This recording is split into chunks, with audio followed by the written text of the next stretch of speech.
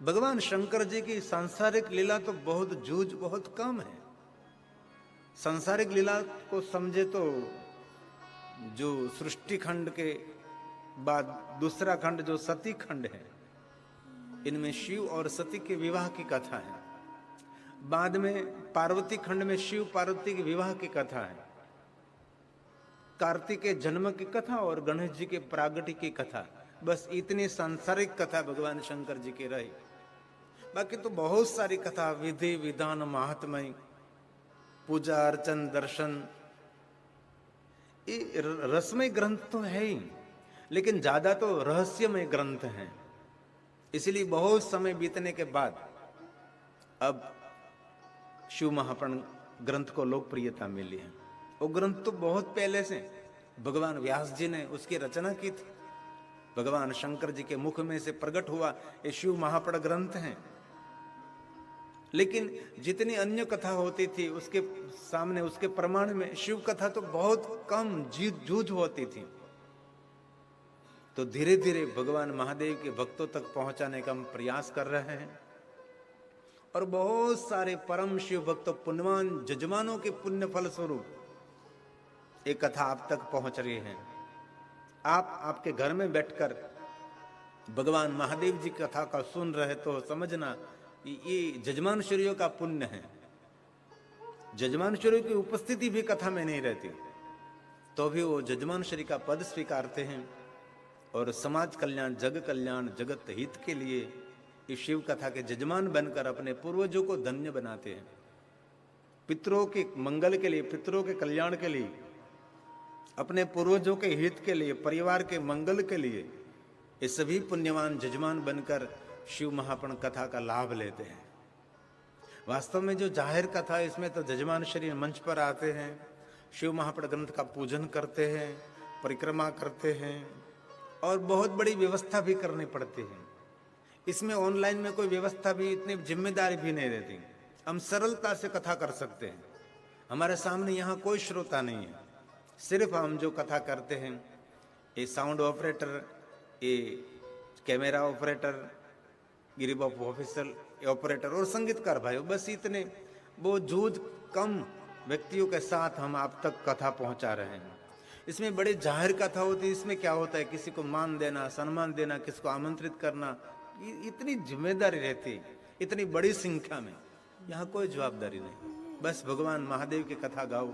इनमें से श्रोताओं की मानसिकता भी ध्यान में रखनी पड़ती है। कोई चरित्र को बहुत विस्तार से लेना है तो ले भी नहीं सकते। यहाँ तो लगातार हम कोई भी चरित्र को धीरे धीरे धीरे पूरा जितना हो सके इतना चरित्र को न्याय देकर भगवान महादेव की कथा करते हैं। और लगातार 51 दिन तक आपके समक्ष हम कथा कहेंगे। 2 समय 51 दिन तक। सुबह में हम 10 बजे से 12 बजे गिरिबाप ऑफिशियल यूट्यूब चैनल में कथा करते हैं, इसमें लाइव प्रसारण रहता है। और दोपहर 4 बजे से 6 बजे तक लगातार भगवान शंकर जी की कथा आपके समक्ष हम कहते हैं। ऐसे ही 2 समय 2 टाइम 51 दिन तक आपके समक्ष भगवान महादेव की कथा हम आपको कहते रहेंगे, आपके समक्ष हम बोलते रहेंगे और भगवान शिव जी के चरित्र का गायन करते रहेंगे और जीव मात्र विश्व मंगल के लिए हम कथा गाते रहेंगे।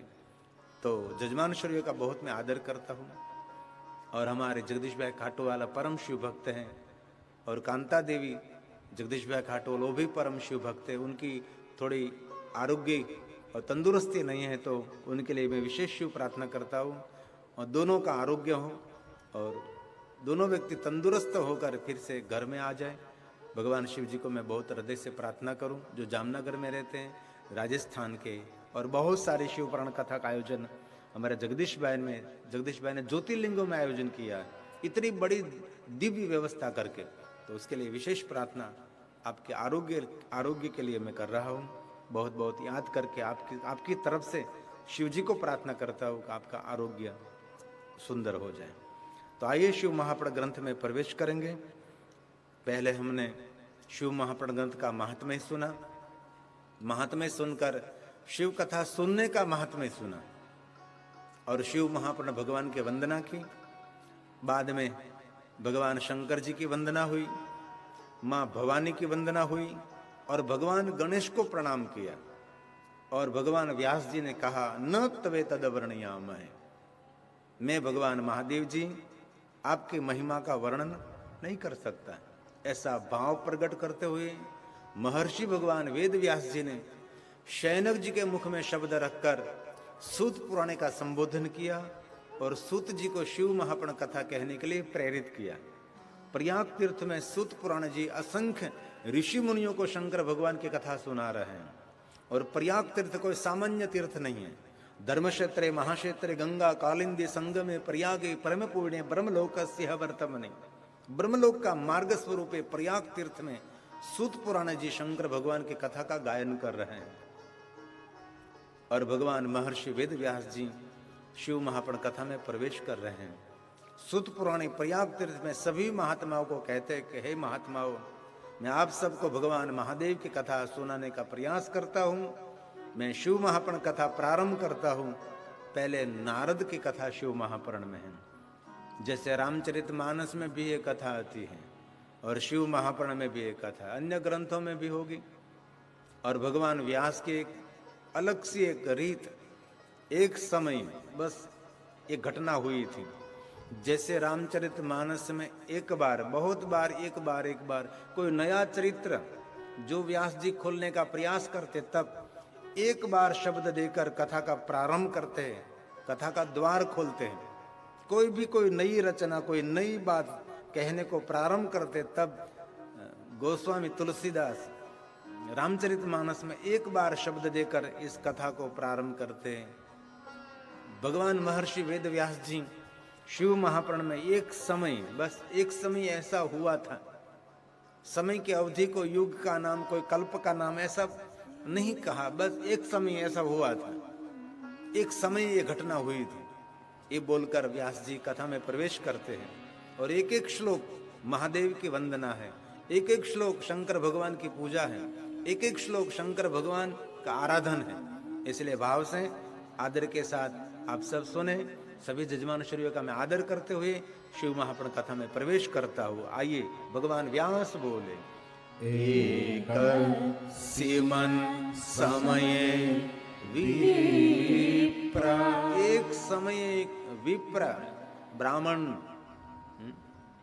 यज्ञोपवीत धारी, बाल में भस्म का त्रिपुंड, ऐसा एक ब्राह्मण। ब्राह्मणों का रूप ऐसा है ना, कंठ में रुद्राक्ष रहता है, बाल में भस्म का त्रिपुंड रहता है, शिखाधारी है, मुख में पंचाक्षर मंत्र रहता है, वही सही अर्थ में ब्राह्मण। सभी ब्राह्मणों का इष्ट भगवान शिव है। यहाँ कहा विप्रा, एक समय विप्र। कौन विप्र? नारदो मुनि सतमा। ये नारद कौन है? तो के मुनियों में श्रेष्ठ हैं। नारद जी कोई सामान्य व्यक्तित्व नहीं है। नारद जी सभी महात्माओं में, सभी मुनियों में बहुत महान है। सतमा એટલે श्रेष्ठ, मुनि सतमा। नारद जी बहुत महान है। नारद जी कौन है? तो कहा ब्रह्म पुत्र विनीतात्मा। वो ब्रह्मा जी का पुत्र है।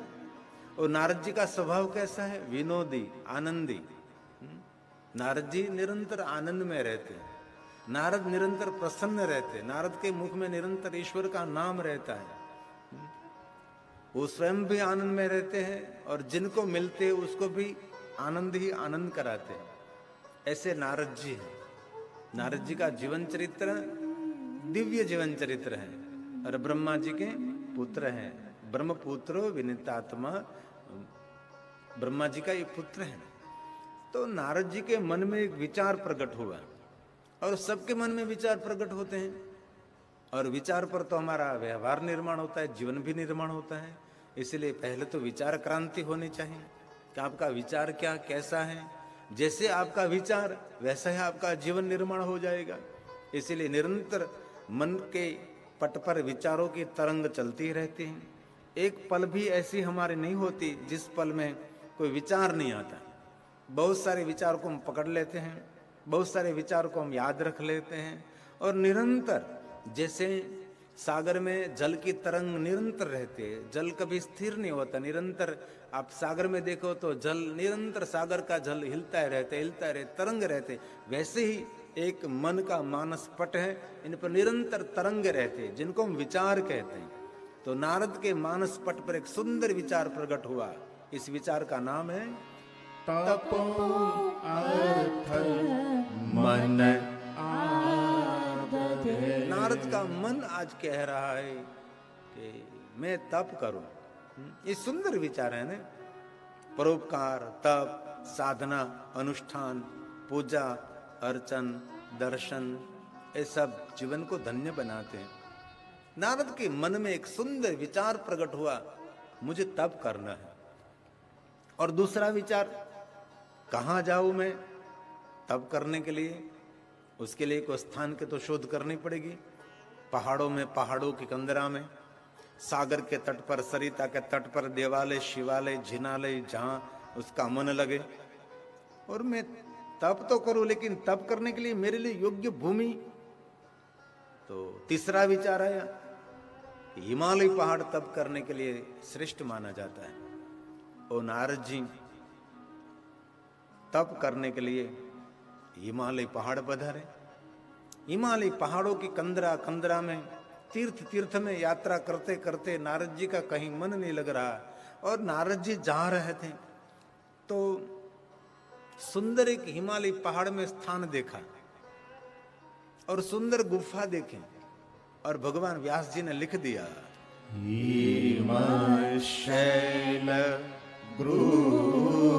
हिमालय पहाड़ में एक सुंदर गुफा देखी। गुहा એટલે गुफा, अति मन को लोभित करने वाली, मन को आकर्षित करने वाली, देखते ही मन प्रसन्न होने लगा, ऐसा सुंदर स्थान नारद जी ने देखा। सुंदर पहाड़ों के बीच ये दिव्य गुफा को देखकर नारद जी का मन प्रसन्न होने लगा। और भगवान व्यास जी बोले, कांची देखा परम शोभना। शोभा युक्त दिव्य स्थान देखा। और ये गुफा के सामने ही सुंदर एक सरिता बहती है, नदी। और गुफा के सामने नदी, ऊंचे ऊंचे पहाड़, पहाड़ों की शोभा बढ़ाने के लिए वृक्ष, इतनी सारी फूल झड़ी। इतना दिव्य स्थान को देखकर नारद जी का मन हो गया कि यही मेरे लिए तपस्थान है। और गुफा के सामने माँ गंगा जी विराजती हैं, सुंदर भागीरथी विराजती हैं। और व्यास जी ने सुंदर वर्णन किया, याद समीपे सुर नदी सदा बहती वेगता। हिमालय पहाड़ की गंगा धीरे धीरे नहीं चलती, वेग से चलती है ना। जो गंगोत्री गए होगे, हिमालय पहाड़ के जिसने यात्रा की होगी, उसको मालूम होगा कि हिमालय पहाड़ में जो भागीरथी है, जो गंगा है, उनका जल प्रवाह धीरे धीरे नहीं चलता। कैसे चलता है? सदा बहती वेगता। वेग से बहता हुआ जल प्रवाह, ये भागीरथी, ये माँ गंगा। गंगा के तट पर सुंदर एक गुफा, यात समीपे सुर नदी, देवताओं की नदी, सुरसरी सुर नदी। वेग से जल प्रवाह उनका बह रहा है। और इस गंगा के तट पर सुंदर गुफा, शोभा युक्त गुफा। नारद जी ने देखा कि ये मेरे लिए बहुत सुंदर स्थान है। नारद जी का मन वहां लग गया और यहां बैठकर मैं कठिन साधना, उपासना और तप करूं। और ये कथा रामचरितमानस में भी है और तुलसी ने सुंदर चौपाई के द्वारा इस बात को वर्णन किया है। शिव महापुराण में श्लोक में है, तो यहाँ चौपाई में हिमगिरि गृह एक अति पावनी, सुंदर ये स्थान की वर्णन किया। ये तुलसी का प्रसाद, ये रामचरितमानस का प्रसाद है। हिमगिरि गृह एक अति पावनी, बह समीप सुर सरी सुहावनी। हिमगिरि हिमगिरि गृह एक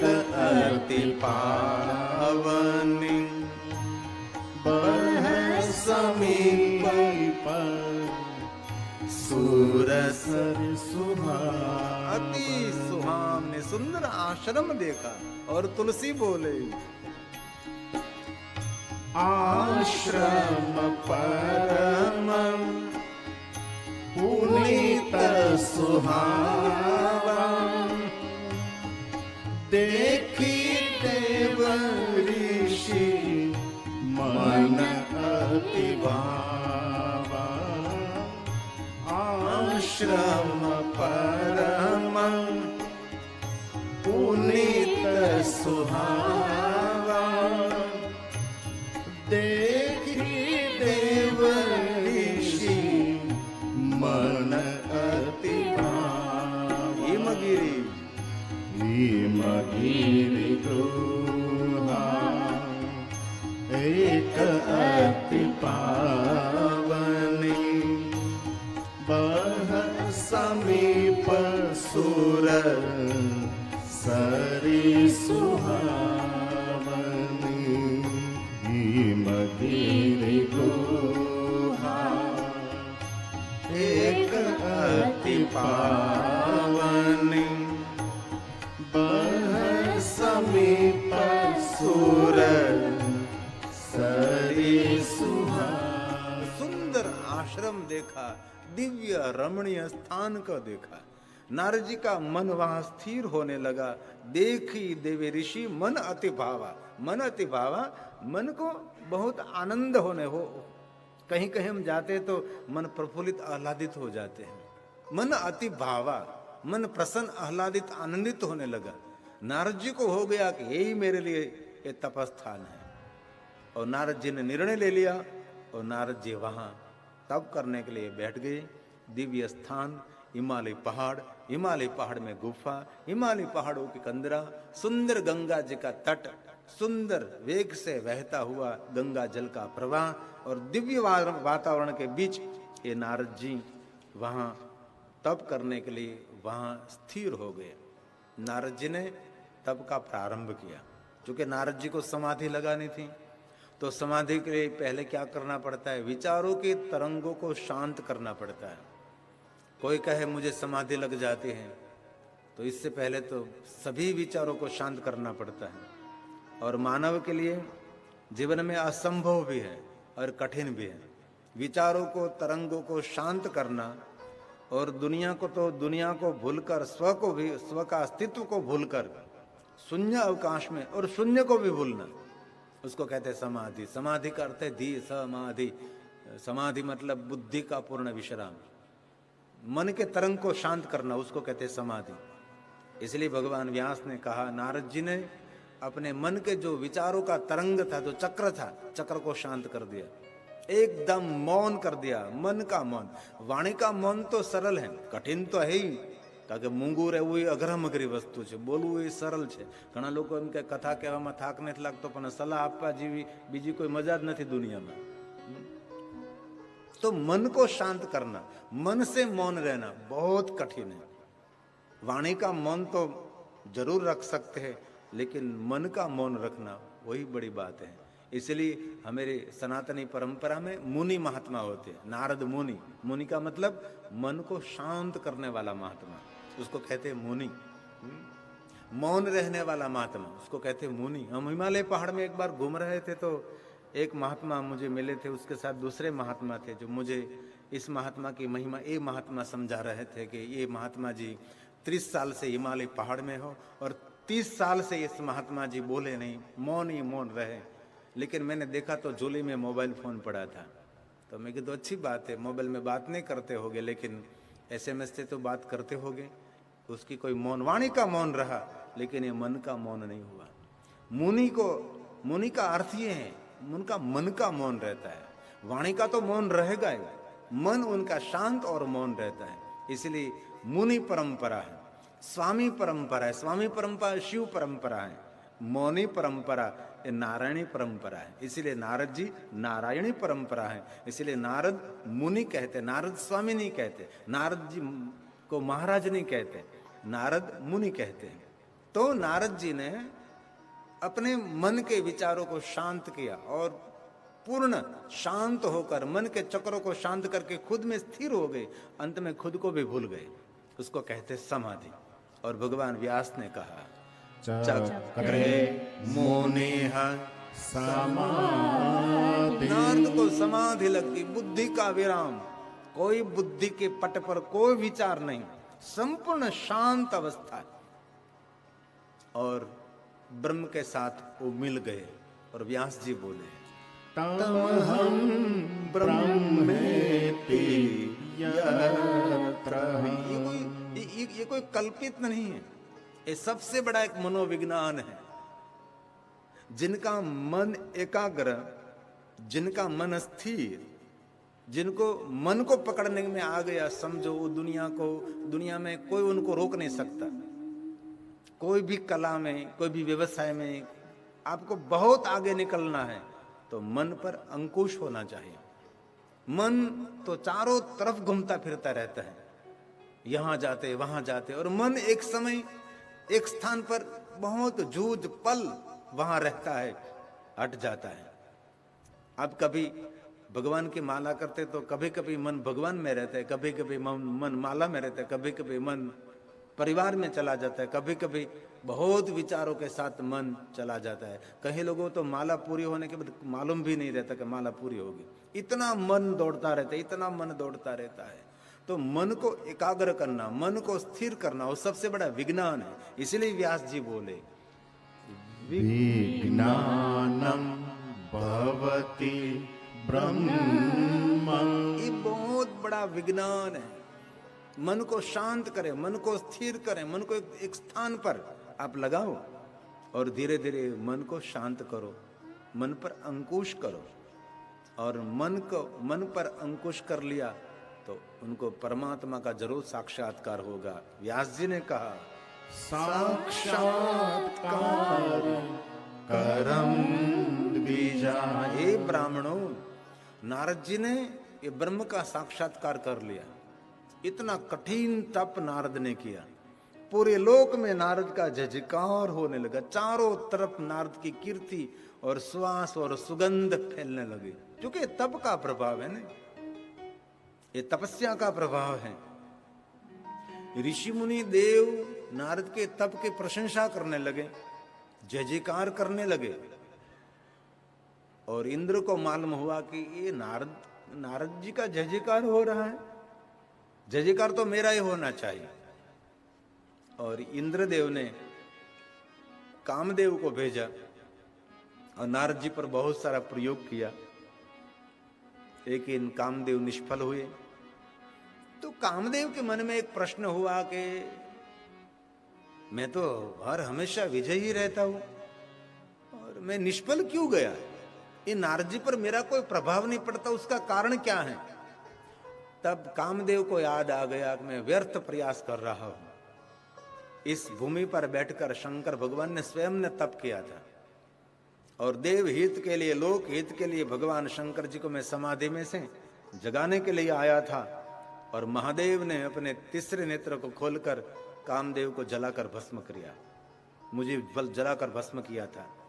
और इसी समय भगवान शंकर जी स्वयं बोले थे, ये भूमि मेरी तपस्थली रहेगी और इस धरा पर, इस भूमि पर बैठकर कोई तप करेंगे उन पर काम का कोई प्रभाव नहीं रहेगा।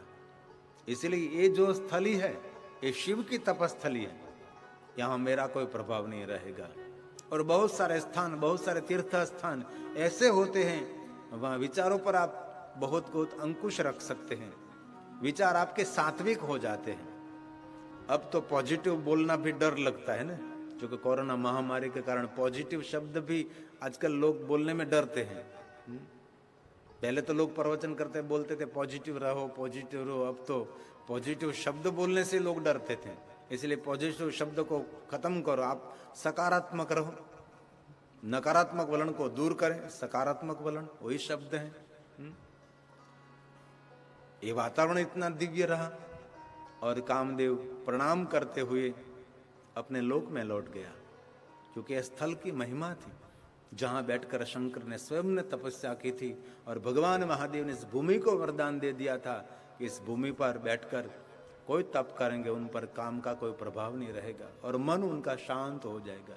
इसलिए महात्मा लोग तीर्थ में जाकर तप करते हैं, तीर्थ में जाकर अनुष्ठान करते हैं, हिमालय पहाड़ों के कंदरा में बैठकर कोई पवित्र स्थान की शोध करके बनने का कोशिश न करे। आप जैसे बने रहो तो ये आपके जीवन में बड़ी क्रांति होगी।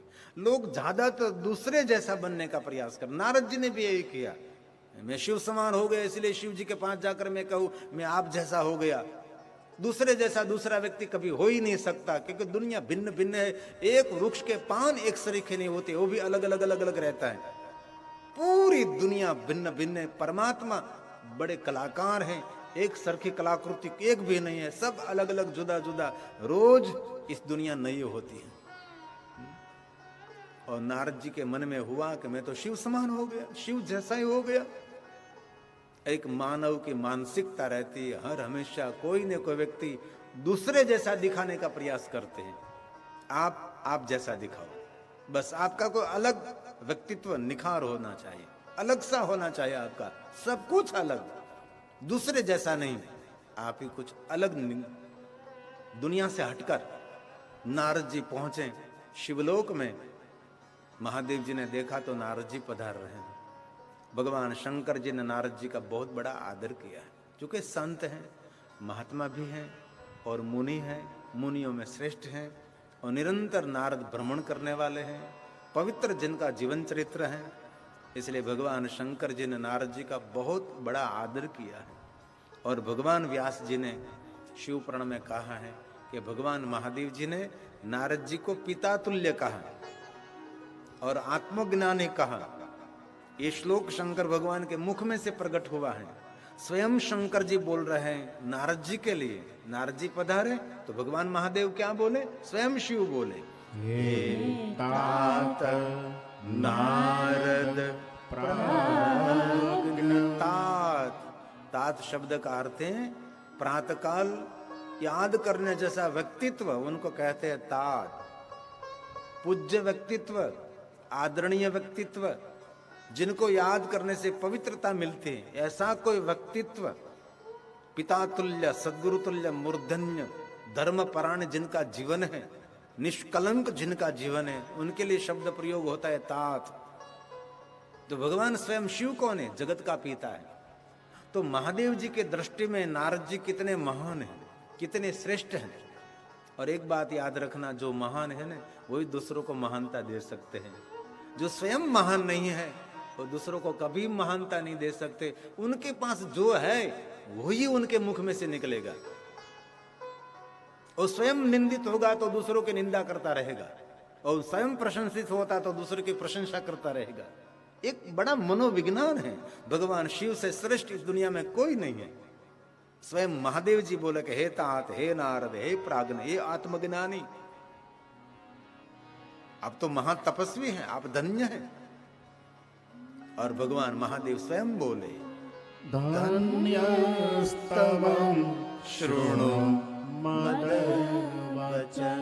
हे नारद जी, आप धन्य हैं, पिता तुल्य, सद्गुरु तुल्य आप हैं, आप महाज्ञानी हैं। लेकिन मेरी बात आप सुनो, सुनो मद वचन। शंकर भगवान ने कहा मेरे वचन को आप सुनो। भगवान स्वयं शंकर जी नारद जी के समक्ष बोल रहे हैं, नारद ध्यान से सुनो आप। भगवान महादेव बोले, वाचमेवं न कुत्रापि। नारद जी, मैंने सुना है कि आप स्व की प्रशंसा करते घूमते फिरते रहते हैं। मैं शिव तुल्य हूं, शिव समान हूं, मैं महान हूं, मैं तपस्वी हूं। तो एक बात याद रखना नारद जी, कुत्रापि कभी नहीं। दूसरों के सामने अपने स्वयं की प्रशंसा करना वो सबसे बड़ा दुर्गुण माना जाता है। इसलिए आप क्यों आपकी प्रशंसा कर रहे हैं? सूर्य नारायण कभी अपनी प्रशंसा नहीं करते, उनका प्रकाश वही उनकी प्रशंसा है। चंद्र कभी अपनी प्रशंसा नहीं करता, चंद्र की शीतलता वही उनकी प्रशंसा है।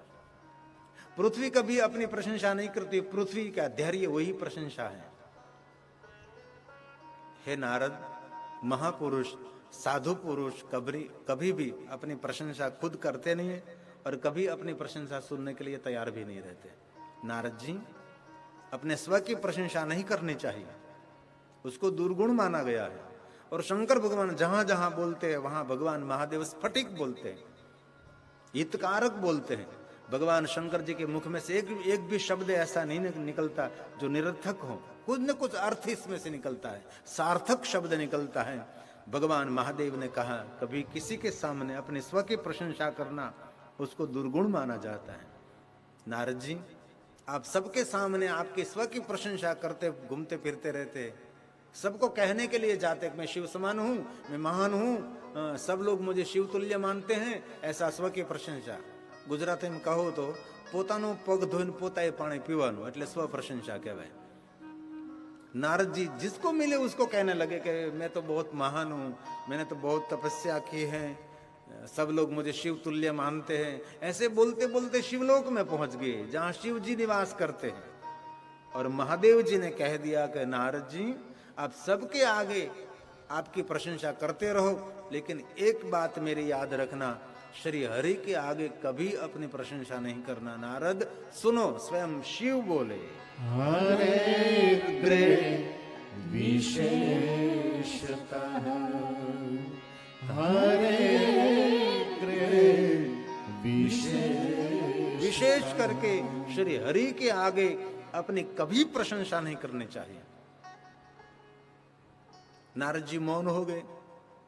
भगवान शंकर जी नारद जी को कहने लगे कि नारद जी, मनोपि ब्रूहिया, मेरे सामने आपने जो प्रवचन किया ने, वो प्रवचन श्री हरि के आगे नहीं करना, इनमें आपका कल्याण और हित नहीं है।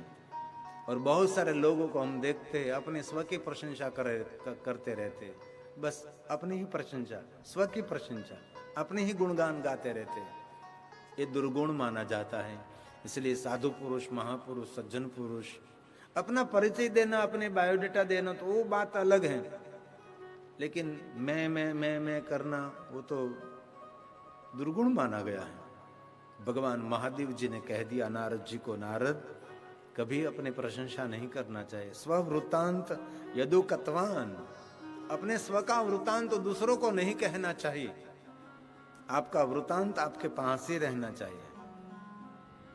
नारद, मेरी बात ध्यान पूर्वक आप सुनो, स्वयं शिव बोल रहे हैं, महादेव जी नारद जी को बता रहे हैं, नारद पुरुष मनो अपि न ब्रूया, मेरे सामने आपने जो प्रवचन किया वो कभी दूसरे के सामने अपना स्ववृत्तांत नहीं कहना।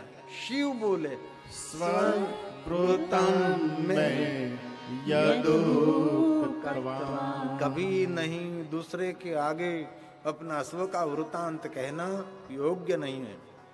गोप्य रखे नारद, तप, साधना, अनुष्ठान, उपासना, भक्ति, जप, तप जितना गोप्य रहे उतना ही फलित होता है। खेत में जब किसान जब गुजराती में कहूँ तो वावणी करे ने, त्यारे जो बियारण वावे छे ये धरती में डटावू जी, ऊपर पड़े तो चकला खाई जाए तो उगेगा ने, तो अंकुरित होगा। इसलिए उसको गोप्य रखना चाहिए, गोप्य रखना चाहिए, कभी प्रकाशित नहीं करना चाहिए। नारद, तप, साधना, अनुष्ठान, उपासना, एक गोप्यम गोप्यम सर्वथा। आज आपने मेरे सामने मेरे समक्ष जो कहा, उससे आप मौन हो जाओ। और वास्तव में नारद जी आप मुनि भी है ने, आपको नारद मुनि कहते सब, तो आपका मौन रहना चाहिए। आप क्यों मुनि होकर बोलते बोलते घूमते फिरते रहते? भगवान स्वयं शिव जी ने कहा आपका जो तप है वो गोप्य रखिए आप। गोप्यं गोप्यं सर्वथा हि नैवं वाचं कदाचन। दूसरों के आगे कभी अपना वृतांत नहीं कहना चाहिए। ज्यादातर नारद जी मौन रहना चाहिए और हरि के आगे आपकी प्रशंसा कभी नहीं करनी चाहिए। नारद जी, मेरी बात ध्यानपूर्वक आप याद रखना, आज से आप मौन हो जाओ, क्योंकि आपकी परंपरा मुनि परंपरा है, आपकी परंपरा बोलती हुई परंपरा नहीं है, आपकी परंपरा मौन परंपरा है। और अब वाणी से भी मौन रहे और मन से भी मौन रहे, इनमें आपका मंगल और कल्याण है। बोलने से गलती हो सकती है, लेकिन मौन में बहुत गलती होने का कम संभव रहता है। इसलिए ज्यादातर हर व्यक्ति को मौन रहना चाहिए, लेकिन मौन रहना बहुत कठिन है। और महादेव जी के बहुत सारे व्रत हैं, इसमें शिव जी को अति प्रिय कोई व्रत है तो उसको मौन कहा गया है। भगवान शंकर जी ने कहा, जो मेरा भक्त मौन रहता है वो मुझे बहुत प्रिय रहता है। इसलिए महादेव जी के भक्तों को बोल बोल बोल बोल नहीं करना चाहिए। महादेव जी के भक्तों को मौन रहना चाहिए, ज्यादातर मौन। शिव जी को बहुत प्रिय है मौन, महादेव जी को अति प्रिय है मौन। व्रतों में श्रेष्ठ कोई व्रत है, इसका नाम है मौन। इसलिए मौन रहने से भीतरी शक्ति खिलती है, मौन रहने से ऊर्जा हमारी दिन प्रतिदिन बलवान और बहुत बहुत तेजस्वी रहती। इसीलिए मौन रहे। शंकर जी को मौन बहुत प्रिय है, लेकिन मौन रहना बहुत कठिन है। बार बार शंकर भगवान ने समझाया कि विष्णु के पास नहीं जाना, विष्णु के सामने ये प्रवचन नहीं करना, विष्णु भगवान के सामने अपनी प्रशंसा नहीं करना। नारद जी आप मौन रहो, इसमें आपका मंगल है। लेकिन नारद जी ने शंकर भगवान की बात पर कोई दृष्टि नहीं की, और जिसको कहने के लिए ना कही थी वहां ही पहुंच गए। शिवलोक छोड़कर सीधा वैकुंठ लोक पहुंच गए, भगवान विष्णु के द्वार पहुंचे। और विष्णु भगवान को मालूम हुआ, कह रहे नारद जी पधारे हैं। भगवान विष्णु जी ने नारद जी का बड़ा स्वागत किया। नारद जी पधारिए, हम आपका स्वागत करते हैं। और विष्णु भगवान बोले, नारद जी मैंने सुना है कि आप पूरी दुनिया में आप कीर्तिवान हुए हैं, देव ऋषि सब आपकी ही प्रशंसा करते हैं, आपका ही जय जयकार हो रहा है। नारद जी को बड़ा आनंद आने लगा, क्योंकि विष्णु भगवान बोल रहे थे कि नारद जी आपकी बड़ी प्रशंसा है, सभी देव ऋषि आपको जय जयकार कर रहे हैं, इतना बड़ा आपका महिमा, इतनी बड़ा महात्म्य है। भगवान विष्णु जी नारद जी की प्रशंसा करने लगे, और नारद जी वैकुंठ लोक में पधारे। भगवान विष्णु जी ने सुंदर नारद जी का स्वागत किया है। ये श्लोक विष्णु भगवान के मुख में से प्रकट हुए। स्वयं विष्णु जी बोले, नारद जी आपका हम स्वागत करते हैं। ये श्लोक भगवान विष्णु का मुख प्रसाद है। कृत आगमयन्ते तात। देखो, महादेव के पास गए नारद, तो महादेव जी ने भी नारद जी को तात कहा। और यहाँ ये नारद जी विष्णु भगवान के पास पहुंचे तो भगवान स्वयं विष्णु जी ने भी नारद जी को तात कहा। तात એટલે बहुत आदरणीय व्यक्ति, पूजनीय व्यक्ति, उसको तात कहा जाता है। पिता तुल्य जो है, बहुत जिनका बड़ा मान सम्मान, जो तपस्वी है, सद्गुरु तुल्य, उनके लिए तात शब्द का प्रयोग रहता है। और स्वयं भगवान विष्णु जी बोले, कृत आगमयन्ते तात किमर्थमिह चागतः। नारद जी आप धन्य है, धन्यस्तवं मुनि शार्दूल तीर्थोऽहं तु तवागमात्। तीर्थो अहं तु तवागमात्। आप जैसे तपस्वी महात्मा जहां जाते हैं वहां सभी तीर्थ आपके साथ रहते हैं। भगवान विष्णु जी का सुंदर वाक्य है, धन्यस्तवम मुनि शार्दुल। शार्दुल का अर्थ है सामर्थ्यवान। शार्दुल का एक अर्थ है वाघ, सिंह, लेकिन यहाँ ऐसा अर्थ नहीं लेना है, यहाँ सामर्थ्यवान ऐसा भाव लेना है। मुनि सामर्थ्यवान, धन्यस्तम तीर्थो हम। आप जैसे संत साधु जहां जहां जाते हैं वहां सभी तीर्थ वहां पहुंचते हैं। आपको तीर्थ में जाने की कोई आवश्यकता नहीं है, लेकिन जहां आप कदम रखते वहां तीर्थ उपस्थित हो जाते। आप जहां बैठते वहां तीर्थ बन जाता है। नारद आप बड़े प्रणम्य हैं, आप बड़े धन्य हैं। विष्णु भगवान ने इतनी उदारता पूर्वक नारद जी की बहुत सारी प्रशंसा की, और विष्णु भगवान के मुख से प्रशंसा सुनते सुनते सुनते नारद के मन में जो अहंकार का बीज अंकुरित हुआ था और धीरे धीरे धीरे धीरे बड़ा होने लगा, फूलने लगा, फैलने लगा। क्योंकि विष्णु जी अहंकार के वृक्ष को पानी पिला रहे थे। अभिमानी व्यक्ति की प्रशंसा करो तो उनमें अभिमान बढ़ेगा। अभिमान को गिराना है, अभिमानी व्यक्ति को गिराना है, तो उनके लिए श्रेष्ठ शस्त्र हैं, बस उनकी प्रशंसा करते रहो, करते रहो।